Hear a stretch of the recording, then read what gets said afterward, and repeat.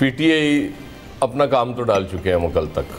मुझे बेशुमार लोगों से बात हुई है, वो मतलब इवन देहात में मैं मतलब बड़ा क्यूरियस था कि वो हम बार बार ये आप वोटर्स की मोबिलाइजेशन क्या, हाँ हम बात कर रहे थे ना कि यहाँ पे वो कहते हैं जी वो वॉलेंटियर बैठे हुए हैं, ठीक है, और कहते हैं जी आओ जी आईडी कार्ड 108300 पर डालते हैं और उनको एक एक चीज़ कल से फिर लोगों ने गाड़ियाँ वॉलेंटियर की, किसने कहाँ जाना है। इंटरनेट बंद होने की मुझे मतलब मैं एक चीज़ पहले दिन से कह रहा हूँ कि ये इलेक्शन थोड़ा डिफरेंट है। वो कहते हैं नहीं जो वोटर ले आएगा, मुझे लगता है ये इलेक्शन लाए गए वोटर और खुद आए गए वोटर के दरमियान मुकाबला है। अच्छा, और जब सुबह ये ख़तरा महसूस हुआ कि खुद आया जो वोटर है वो ज़्यादा हो रहा है तो इंटरनेट बंद करना पड़ा। अच्छा। क्योंकि मैं तो भी ये सबूत भी है मेरे पास, मैं वोट डाल के आया हूँ।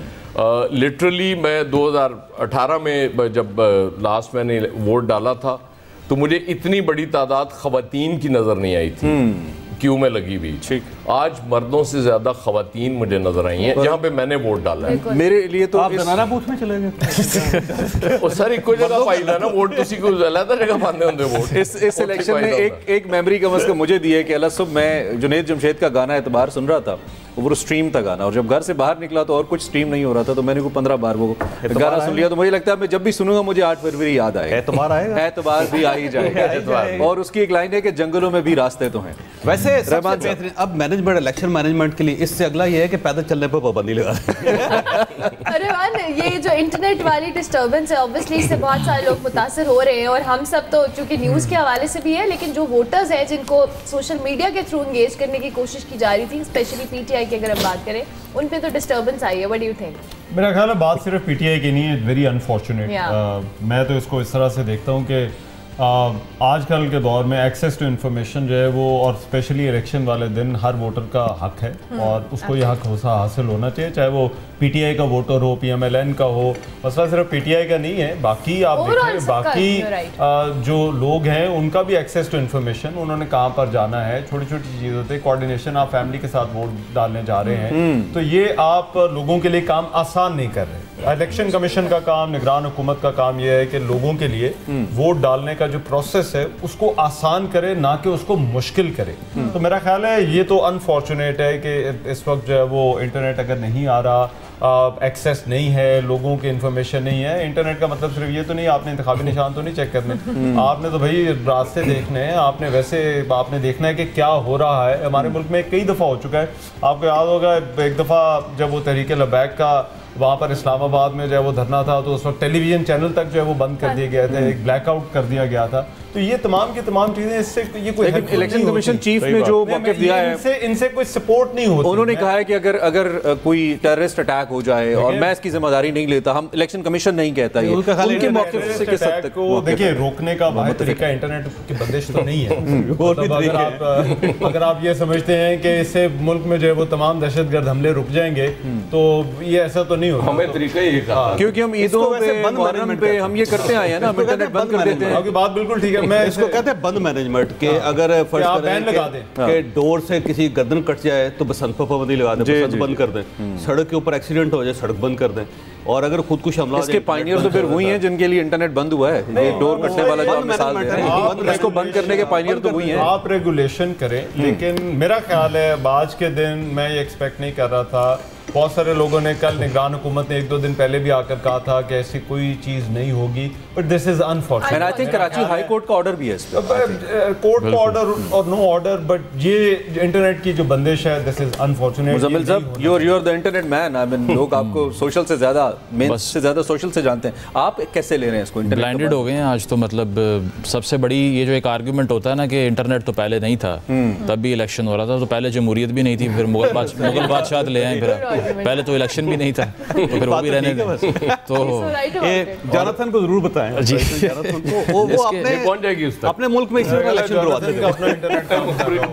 चले हम कम से कम नाइजीरिया के बराबर तो हो गए, वो अपने मुल्क में इसी तरह करवाते थे इलेक्शन, कम से कम इतना तो हुआ। वो बड़े मुतमईन दिखाई दे रहे थे ना। वैसे नागुज़ीर था ये आपके ख्याल में टेररिज्म के पॉइंट ऑफ व्यू से नहीं कह रहा, जिस मकसद के लिए आपको लगता है बंद किया गया उसके लिए नागुज़ीर था, उसके बगैर भी हो सकता है। लेकिन ये फार साइटेड डिसीजन तो नहीं होते, ये तो पैनिक को उसका एक जो है वो सिग्निफाई करता है। उसको अगर आप ये समझते हैं कि टेररिस्ट किसी जगह पहुंच के चेक इन करता है पहले कि मैं यहाँ आ गया हूँ और स्टेटस अपलोड करता है, स्टेटस अपलोड करता है कि मैं पहुँच गया हूँ, तो फिर ऐसा तो होता नहीं है। तो उसके बावजूद सूरत हाल तो तशवीशनाक है। खारान में आपने देखा 2 लेवीज़ एहलकारों की जाने गई हैं आज, which is highly condemnable as well, कि अभी मज़ीद सेंसिटिविटी।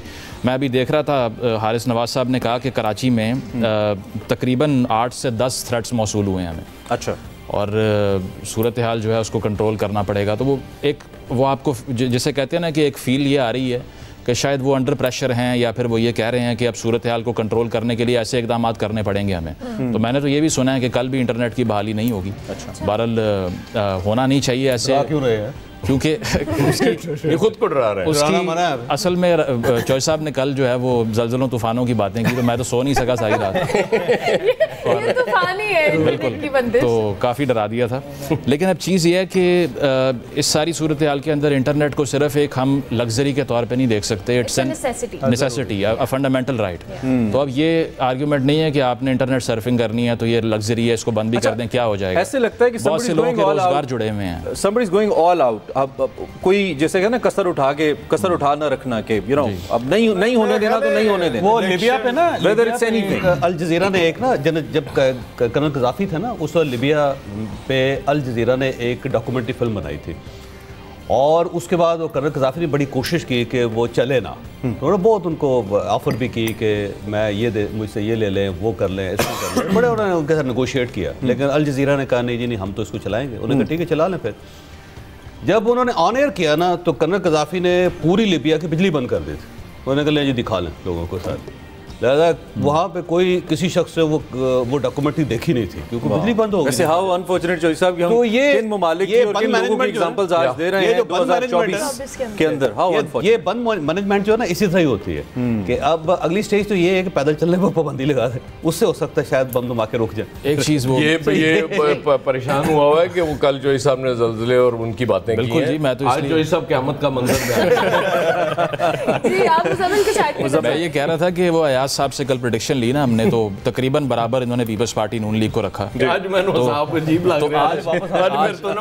आज आपको इसमें इंटरनेट शामिल नहीं था। आज मेरा नून लीग 100 से ज़्यादा आज मुझे नहीं समझ आ रही कि क्या हो रहा है। बंदिश की वजह से पाकिस्तान मुस्लिम लीग नून की सीटों में इजाफा हो गया। मियां साहब ने वैसे वोट देने के बाद ये कहा है, व्यूअर्स को भी हम बताएं, उन्होंने देखा होगा कि उन्होंने कहा है कि अगर आप चाहते हैं कि पाकिस्तान के फैसले अच्छे हो तो पार्टी को मेजॉरिटी चाहिए। असल में इमरान हमारे यहाँ बंद क्यों करनी पड़ती हैं चीजें, ये गौरतलब बात है ना। हमने पहले दिन से यहाँ काउंटर आर्ग्यूमेंट पैदा नहीं होने दिया।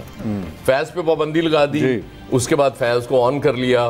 मतलब पहले दिन से वो हम इसी डगर पे चले हुए हैं कि जी ये इस चीज को बस बंद कर दो।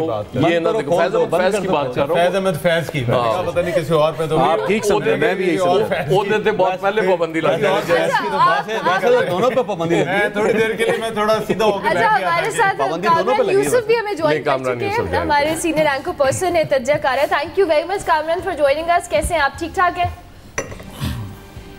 जी बहुत शुक्रिया, बिल्कुल मैं बिल्कुल ठीक। कामरान आपने अपना वोट कास्ट कर दिया है? नहीं, अनफॉर्चुनेटली मैं वोट अपना नहीं कास्ट कर सका बिकॉज ऑफ आपको पता है कि जो प्रोफेशनल ऑब्लिगेशंस होती हैं, तो वोट तो मैं अपना कास्ट नहीं किया। और बस ये देखें प्रोफेशनल हैजर्ड्स होते हैं। लेकिन हमें खुशी है कि इंटरनेट की बंदिश के बावजूद आप हमें ज्वाइन कर पूरा तारुफ ये कि इंटरनेट की बंदिश के बावजूद हमें ज्वाइन कर चुके। उनके पास लाइन होगी ना जी जी कामरान साहब, do you have the line? Jonathan ने दे दी इनको। लेकिन जो इंटरनेट की बंदिश है वो मोबाइल फोन की बंदिश है। मैं आपको एक चीज बता दूं, जो डिवाइसेस हैं और जो लगे हुए हैं, जो इंस्टॉल जी घर पे चल रहे हैं, वाईफाई तो हां जी जी, तो घर से आप कम्युनिकेट कर सकते हैं। कामरान, एक तो आपको वेलकम करते हैं, thank you for joining. Election day, it's a big day I see. आप कैसे देख रहे हैं जी इंटरनेट की बंदिश के बावजूद? अयाज साहब ये रिपोर्ट कर रहे हैं, अपनी फर्स्ट इन्फॉर्मेशन के लोग निकले हैं। इस्लामाबाद से भी कुछ वीडियोस ऐसी मेरे पास आई हैं जिसमें लोग बड़ी तादाद में नजर आए हैं मुझे पोलिंग स्टेशंस पे। आपके पास क्या है इन्फॉर्मेशन? देखें, बिल्कुल मैंने भी सुबह से डिफरेंट जो पोलिंग स्टेशंस हैं पिंडी, इस्लामाबाद के मैंने विटनेस किए। और जो अयाज साहब एक बात कर रहे थे, बिल्कुल मैं वही चीज़ ऑब्जर्व की कि यूजुअली पाकिस्तान के इलेक्शंस में आपको पता है जब भी इलेक्शंस होते हैं जो पॉलिटिकल पार्टीज़ हैं, उम्मीदवार हैं, वो ट्रांसपोर्ट मुहैया करती हैं, घरों से लोगों को खींच के लाते हैं। तो कम से कम इस्लामाबाद की हद तक मैंने ये नोट किया कि जिन पोलिंग स्टेशन वहाँ पर लोग खुद से आ रहे थे, अपनी ट्रांसपोर्ट थी। और ख़ास करके मैं F7 जो पाकिस्तान इस्लामाबाद का एक पोश सेक्टर है, एजुकेटेड एलीट क्लास वहाँ पे रहती है, वहाँ पर जो पोलिंग का जो मैंने दो चीज़ें मुझे नज़र आई वहाँ पर। एक तो बड़ा स्मूथली प्रोसेस वहाँ पे था, एक सीनियर सिटीजन वहाँ पे बुजुर्ग शहरी हमें वो नज़र आए, बहुत बड़ी तादाद में थे। दूसरा ख़वातीन जो हैं वो बहुत बड़ी तादाद में थी वहाँ पे। ये एक और अगेन कोई उनको ला नहीं रहा था, कोई उनको पुश नहीं कर रहा था, कोई कन्विंस नहीं कर रहा था, बल्कि खुद से लोग आ रहे थे बड़ी बड़ी गाड़ियों में। और वहाँ पर जो कुछ लोकल्स हैं, मेरी उनसे बात हुई तो वो भी ये कहने लगे कि माजी में हमने कम से कम इन पोलिंग स्टेशंस के ऊपर इस तरह का जो माहौल है वो नहीं देखा। यूजुअली आपको पता है कि हमारे यहाँ जो एजुकेटेड क्लास है या एलीट क्लास है वो शायद जो डेमोक्रेटिक प्रोसेस है या इसके ऊपर इतना बिलीव ही नहीं करते। तो ये चीज़ मुझे वहाँ पे देखने में आई। लेकिन इवन वो जो F7 का जो पोलिंग स्टेशन था, कोई कुल तादाद थी वहाँ पे वोटर्स की कोई 1400 के करीब। मैं 1 बजे के करीब वहाँ पे गया था, 5 घंटे हुए थे, स्टेडीली लोग आ रहे थे। तो उस वक्त तक कोई राउंड अबाउट 400 वोट अभी कास्ट हुए थे। तो जो वोटर्स टर्न आउट था वो आप कह सकते हैं कि उस वक्त तक बिल्कुल नॉर्मल था, बट स्टिल 4 घंटे बाकी थे। बट ये चीज़ ज़रूर देखने में आई कि लोग खुद से जो है कम से कम इस्लामाबाद की हद तक मैंने देखा कि लोग वोट डालने के लिए वहाँ पे आ रहे थे।